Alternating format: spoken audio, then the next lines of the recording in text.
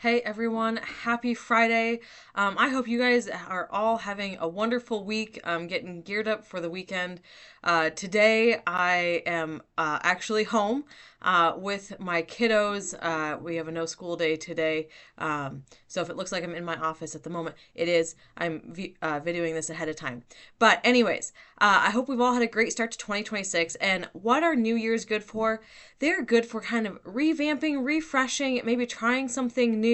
A lot of you might make New Year's resolutions, and we are starting with something new and fresh here in our church. So last Sunday, we kicked off a series called Wesleyan Vile-tality. It is based off this book, Wesleyan Vile-tality, Reclaiming the Heart of Methodist Identity by Ashley Boggan. She is the general secretary, one of the general secretaries in the United Methodist Church, and a Methodist historian.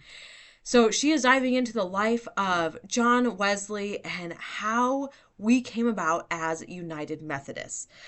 So we are continuing on in chapter 2 this Sunday on January 18th, looking at Wesley's life, his childhood, how he was raised, looking into his mother, Susanna, and really how this whole Methodist movement got started and why it was considered so vile at the time in the 18th century.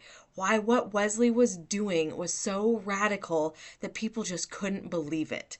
So this is a great time to learn about our history, connect with our past, and reclaim our fire as United Methodists. We are hopefully all proud to be Methodists. We know what we stand for. If not, we're going to learn about that in the coming weeks.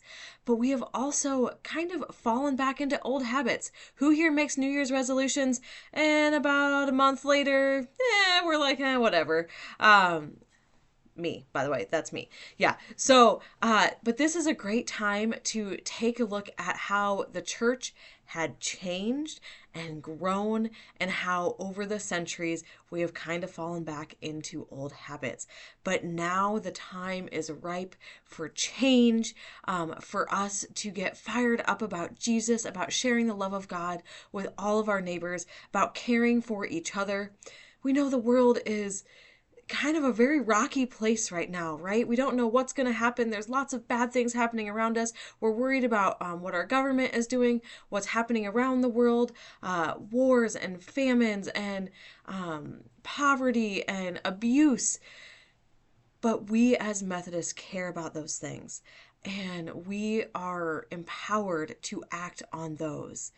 And as our job as Methodists, we get to help empower others as well and to lead by example. So this is a great series. The time is right now to be learning about this and discover how we can reclaim our fire. We can become a little bit more vile, pressing against the status quo and fighting for what is right in the eyes of God and not just doing what is right by the eyes of man or what our society tells us. Because we want kindness and justice and love for all of our neighbors. We should all be able to have food on our tables. We should all be able to have a roof over our head. We should all feel safe in our homes. Those are the things that we can stand up for together as Christians. And those are the things that Jesus stood up for. He was also vile. Jesus did not do things the way that the religious leaders at the time thought he should be. And this series does a really great job of connecting how Wesley tapped into that fire of Jesus, tapped into the Bible and what we know about what Jesus did, and used that to fuel his passion and his energy in fighting for what was right and loving our neighbors. So friends, I invite you, join us this Sunday, January 18th.